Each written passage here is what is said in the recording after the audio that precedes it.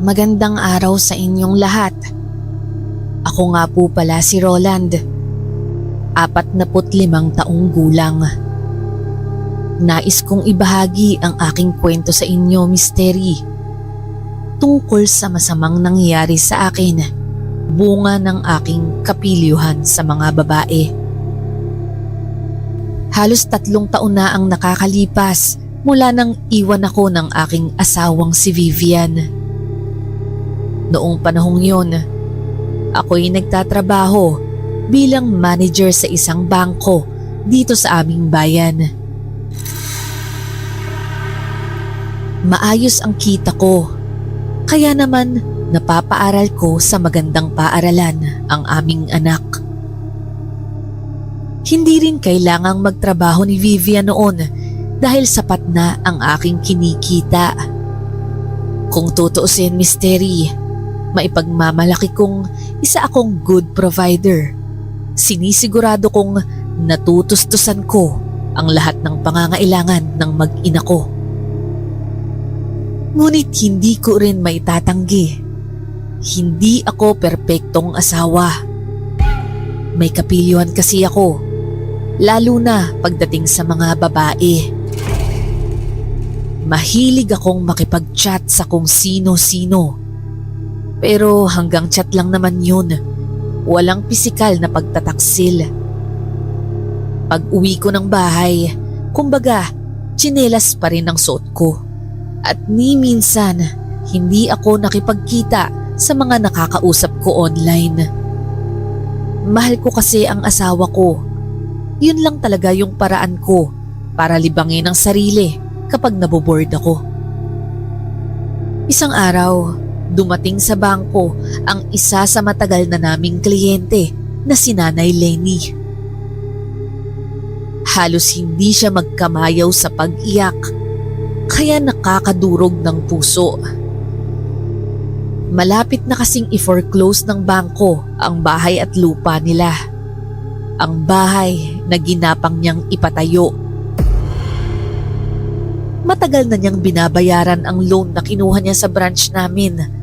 At ako pa nga ang nagproseso ng papeles noon. Pero sa kasamaang palad, tila inikot ng tadhana ang buhay ni Nanay Lenny. Iniwan siya ng asawa niya matapos nitong i-withdraw ang kanilang ipon at sumama sa kabit nito. Nasabay pa ito sa pag-lockdown, dahilan upang magsara ang dati nilang malakas na karinderya. Dahil dito, nawalan sila ng mapagkukunang pera at tuluyang nalugmok. Nagigilty ako, Misteri, kasi naaalala ko pa noong nagkwentuhan kami ng asawa ni Nanay Lenny nang mag-withdraw ito ng pera. Ang sabi nito sa akin, may bago raw silang negosyong itatayo at wala akong kaalam-alam sa totoong intensyon nito. Pero kahit wala akong direktang kasalanan, pakiramdam ko tuloy dapat may nagawa akong paraan para pigilan ang nangyari noon. Nung araw na dumating si Nanay Lenny sa bangko, kasama niya ang nag-iisa niyang anak na si Cassandra. Hindi maikakaila, nakapansin-pansin ang anak niya. Medyo matangkad, maganda ang hubog ng katawan, mahaba ang buhok at may mga matang tila nangungusap. Nakakaakit din ang kanyang mga labi. Hindi ko tuloy na iwasang magbiro sa kanya, kaya nalaman ko na wala pa pala siyang boyfriend. Sa sobrang focused ko sa pakikipag-usap kay Cassandra, muntik ko nang hindi mapansin si Nanay Lenny na humahagulgol habang nakikiusap sa harapan ko. Siguro dala ng guilt at siguro rin dahil nandoon si Cassandra, bigla kong naisipang tulungan sila. Ako na lang muna ang nag-abono sa pambayad nila para sa buwan na yon. Matagal ko nang kilala si Nanay Lenny at para na rin siyang malapit sa akin. At bago sila umalis, bumulong pa ako kay Nanay na huwag na lang ipagsabi sa iba na ako ang nag-abono. Sabay kindat pa ako kay Cassandra nang ngumiti ng bahagya habang nagpapasalamat at halos maluha-luha. Pagkatapos nilang umalis ng bangko, magaan ang pakiramdam ko dahil alam kong kahit papaano ay nakatulong ako. Pero bigla akong kinabahan, Misteri.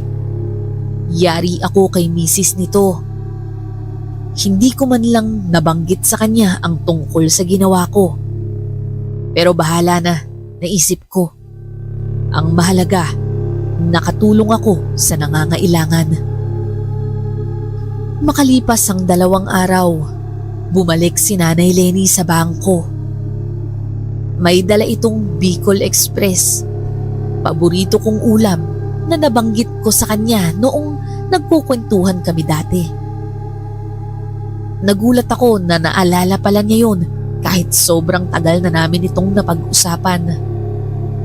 Binanggit niya rin na luto raw ito ng kanyang anak bilang pasasalamat sa tulong na binigay ko sa kanila.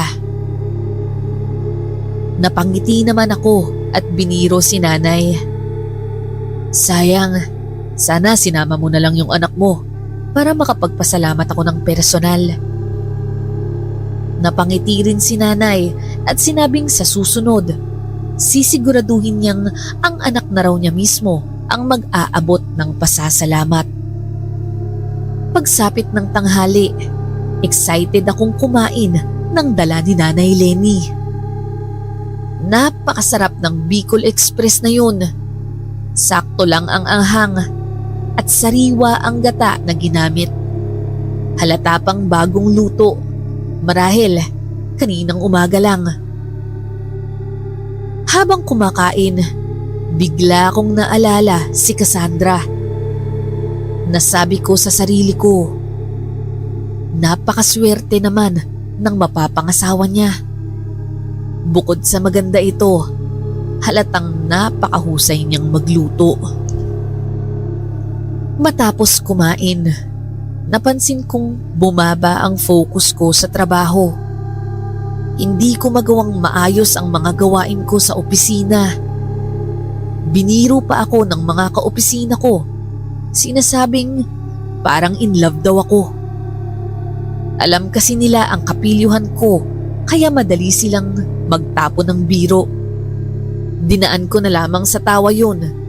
Pero ang totoo niyan, si Cassandra ang dahilan ng pagkawala ng focus ko. Paulit-ulit na pumapasok sa isip ko ang napakaganda niyang ngiti, ang malumanay na galaw ng kanyang bewang at ang sulyap niya sa akin bago isara ang pinto. Para bang pilit kong iniimprinta sa utak ko ang bawat detalye sa kanya. Medyo naiinis pa nga ako kay Nanay Lenny dahil hindi nito isinama si Cassandra nang bumalik siya. Pag-uwi ko ng bahay, biniro ako ni Mrs. Sinasabi niyang mukhang ang saya ko daw. Nginitian ko lamang siya at sinabi kong maganda lang talaga ang araw ko, sabay halik sa noon niya. Ang totoo niyan, Misteri, gusto kong halikan siya sa labi. Pero sa kung anong dahilan, tumigil ako sa noo. Hindi ko nalang pinansin yon. At sa buong gabi, normal naman akong nakisalamuha sa pamilya ko.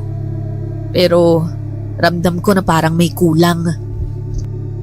Pagpasok namin sa kwarto, napansin kong masaya akong iniisip na naman si Cassandra.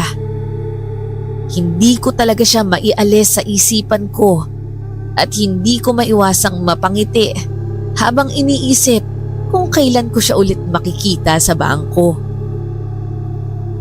Lumipas ang ilang araw at hindi na talaga ako mapakali. Kinuha ko na ang secret phone ko, iyong tinatago ko sa opisina at ginagamit lang sa pang-chat. Nag-message ako kay Cassandra. Kinumusta ko siya at laking gulat ko nang makuha agad ang sagot niya sa loob lamang ng ilang minuto. Sinabi niyang ayos lang daw siya at tinanong pa kung nagustuhan ko ang Bicol Express na pinadala niya. Siyempre, sinabi kong oo. Napakasarap talaga at nagpasalamat ako. Nagpadala siya ng happy emoji at sinabing huwag daw akong mag-alala dahil sa susunod na punta daw ni nanay, magpapadala ulit siya. Tinukso ko pa nga siya at sinabing sana sa susunod siya naman mismo ang magdala. Sumagot naman ito at laking tuwa ko nang sabihin niyang sige raw. Halos buong araw ko siyang kachat. Nagsimula kami sa simpleng kwentuhan tungkol sa pagkain hanggang sa napunta kami sa mas magaan na usapan. Nagpaalam lang ako sa kanya nung oras na ng uwian at kailangan ko nang iwan ang cellphone sa opisina. Ang buong araw na yun ay parang mas naging makulay dahil sa kanya. Magmula noon, lagi ko nang nakakachat si Cassandra. Halos buong araw. At dahil dito, may mga napapabayaan akong trabaho. Napansin na ito ng aking mga katrabaho at halata ang iritasyon nila sa akin. Pero wala akong pakialam. Ang mahalaga, excited ako sa bawat oras na iniisip kong malapit na ang due date ni Nanay Lenny at malamang makikita ko na rin si Cassandra sa wakas. 2 araw bago ang due date, nagkatotoo ang inaasahan ko. Dumalaw si Nanay Lenny at kasama nito si Cassandra. Kapansin-pansin ang mas sexy niyang pananamit. Disente pero takaw pansin. Nagngitian kami ni Cassandra pero tahimik lang siya. Si Nanay Lenny pa rin ang halos kausap ko sa buong oras at sandali lang kaming nag-usap ni Cassandra nang iabot niya sa akin ang adobo. Tuwang-tuwa naman ako. Nang sabihin ni Nanay na wala pa siyang panghulog, pabulong kong sinabi na wag na muna niyang alalahanin yun. Sabay kindat kay Cassandra na dahilan upang mapangiti ito, pati si Nanay Lenny. Marahil dahil nakita niyang parang high school student akong kinikilig sa ngiti ng anak niya. Ilang buwan itong naulit. Kada bisita nila, lalo akong nahuhumaling kay Cassandra. Dumating sa punto na hindi lang hulog sa bangko ang binabayaran ko. Pati na rin yung panggastos nila sa bahay, ako na rin ang sumasalo. Nasaid na ang ipon namin at maging ang mga utang nila, ako na rin ang nagbabayad. Mystery, alam kong mali pero patuloy kong ginagawa. Dahil dito, nagkakalabuan na kami ng misis ko. Kapag nakikita ko siya, para bang naiinis ako. At pati yung anak ko, parang nagiging balakid na lang sa buhay na iniisip kong maaari sanang para sa amin ni Cassandra. Isang ilusyon na alam kong mananatiling pangarap lamang. Umabot sa puntong hindi na ako makabayad ng hulog ng sasakyan namin. tumawag na ang ahente na pinsan ng misis ko at nalaman niyang 3 buwan na pala kaming hindi nakakahulog. Dito na tuluyang nasira ang lahat. Nang malaman ng misis ko na halos ubos na ang ipon namin, nagkaroon kami ng matinding pagtatalo. Sa gitna ng sigawan, nangulit ang anak ko at sa sobrang gulo ng isip ko, napagbuhatan ko ito ng kamay. Napasigaw ang misis ko at sa galit niya, sinabi niyang matagal na siyang naghihinala na may kabit ako. Pagkarinig ko nito, hindi ko napigilan ang sarili ko. Sa unang pagkakataon sa buhay namin, nasaktan ko siya, Misteri. Nang maramdaman ko ang palad kong lumapat sa pisngi niya, parang binuhusan ako ng malamig na tubig. Nakita ko rin ang takot sa mga mata ng anak ko at napuno ako ng kaba at pagsisisi. Nablangko ako sa pangyayari. Nang magbalik ang ulirat ko, palabas na ng bahay ang mag-ina ko, dala ang ilang damit.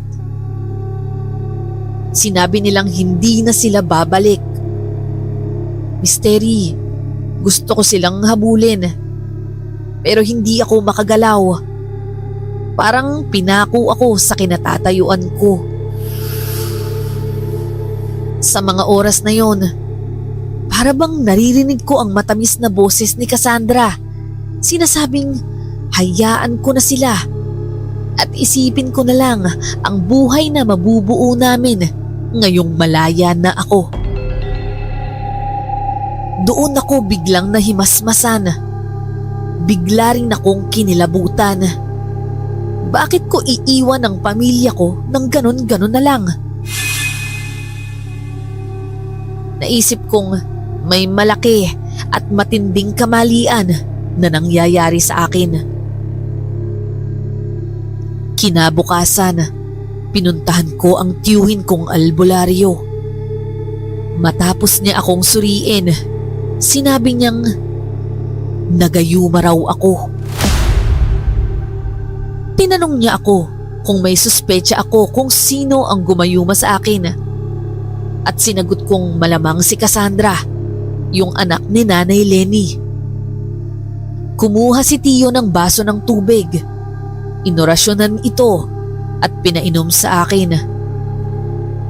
Ipinaliwanag niyang maswerte ako dahil hindi bihasa ang gumawa ng gayuma. Sa ibang kaso raw kasi, nagiging parang puppet na lang ang biktima at meron pang ang mga nababaliw.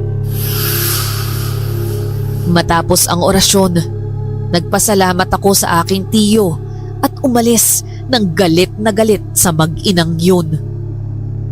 Desidido akong magkabalikan at magkaayos kami ng aking pamilya. Nagpanggap akong may problema sa loan nila Nanay Lenny, kaya kailangan nilang magpunta ni Cassandra sa branch namin para pumirma ng mga papeles. Nang dumating sila, tulad ng dati, maayos pa rin ang ayos ni Cassandra. Nakakaakit. Pero sa pagkakataong yun, hindi na ito gumana sa akin. Nginitian ko siya at ngumiti rin naman siya pabalik. Si Nanay Lenny, gaya ng dati, malaki rin ang ngiti sa akin habang umuupo sa harap ko. Doon ko na sinimulan ang plano ko. Inon ko ang record function ng phone ko at diretsahang sinabi sa kanila na hindi ko na sila kaya pang tulungan dahil alam kong ginagayuma lang nila ako. Dagdag ko pa, hindi ako papayag na magkahiwalay kami ng asawa ko dahil lang sa kanila. Kitang-kita ko ang gulat sa mukha ni Nanay Lenny at kaba sa mga mata ni Cassandra. Bigla akong minura ng napakalutong ni Nanay Lenny noon. Nagulat ako. Hindi ko inaasahan na magagalit ng ganoon si Nanay Lenny. Para bang napakabagsik niya. Nakakatakot ang nanlilisik niyang mga mata. Walang humpay ang paninigaw niya sa akin at sinabing kasalanan ko ang lahat ng nangyari sa kanila. Ako raw ang dahilan kung bakit nalugmok sila sa putikan at hinayaang makaalis ang asawa niya na may dalang pera. Napatingin ako kay Cassandra na nakaupo lang sa isang sulok, umiiyak ng tahimik. Patuloy ang pagbuhos ng masasakit na salita mula kay Nanay Lenny. Napakalakas ng kanyang boses.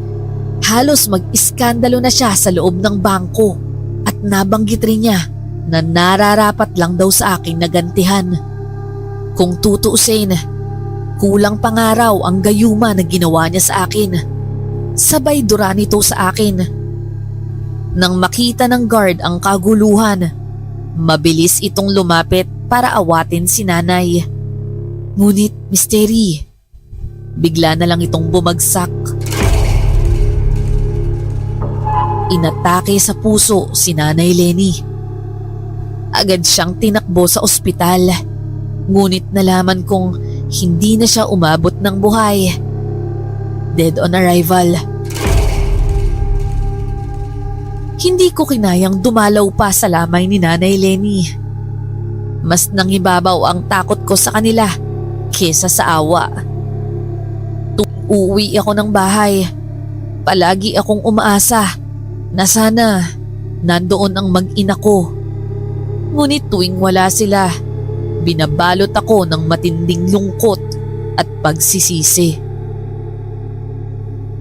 Isang araw, nakatanggap ako ng mensahe mula kay Cassandra. Humihingi siya ng tawad sa akin. Sinabi niyang hindi niya raw ginusto ang mga nangyari. Ginamit lang daw siya ng kanyang ina. Mahirap daw ang naging buhay nila at nagawa lang daw yon ng kanyang nanay dahil sa sobrang sakit ng naranasan niya. At siya naman, sinunod niya lamang ang nanay niya dahil ito lamang ang tanging nagtaguyod sa kanila. Hindi raw matanggap ni Nanay Lenny na ang bahay na itinayo mula sa sarili niyang sikap para kay Cassandra ay mawawala lang ng isang iglap. At ako raw ang sinisisi nito, kaya nangyari ang lahat ng yun. Aminado si Cassandra na wala naman talaga akong kasalanan at kinalaman roon. Alam niyang mali ang ginawa nila, pero sumunod lamang siya dahil alam niyang hindi kakayanin ng nanay niya na mawala ang bahay. Hindi naman ako sumagot. Natatakot na ako. Ayoko na talaga, Misteri. Gusto ko na lamang matapos ang lahat at huwag nang balikan pa ang nakaraan. Matapos ang lahat ng nangyari, nakiusap ako sa misis ko na magkita kami. Inamin ko ang lahat-lahat, ang tungkol sa secret phone ko sa opisina at ang dati kong bisyo na pakikipag-chat sa mga babae. Hindi yun naging madali, pero pinarinig ko rin sa kanya ang narecord kong pagwawala ni Nanay Lenny sa bangko, pati na rin ang huling mensahe ni Cassandra. Kitang-kita ko kung paano siya nasaktan sa mga nalaman niya. Hirap na hirap siyang maniwala sa mga nangyari. Pero sa kabila ng lahat, pumayag siyang bumalik sa bahay namin. Nagdasal ako ng taimtim, humihiling sa Diyos ng lakas at tulong upang magbagong buhay. Lumapit din ako sa aming pastor at sa malalapit naming kaibigan. Inamin ko sa kanila ang lahat ng kalokohang nagawa ko. Ginawa ko ito hindi lamang upang maibsan ang bigat ng konsensya ko, kundi upang maging accountable at mapanindigan ang pangako kong magbago. Nakiusap din ako sa kanila na ipagdasal ako. Nagabayan ako upang maituwid ang maling landas na tinahak ko. Ngayon, Miss Terry, unti-unti na kaming nagkakaayos ng asawa ko. Alam kong may natitira pa ring takot at sama ng loob sa puso niya. Ngunit sobra akong nagpapasalamat sa Diyos dahil binigyan niya ako ng isa pang pagkakataon na makasama ang mag-ina ko. Panghahawakan ko ang pagkakataong ito at sisiguraduhin kong hindi ko na ito sasayangin. Hanggang dito na lamang po ang aking kwento, Miss Terry. Salamat sa iyong pakikinig. Ang tanging maipapayo ko ay huwag na huwag maglihim o gumawa ng kalokohan, lalo na kung may asawa o may karelasyon ka na.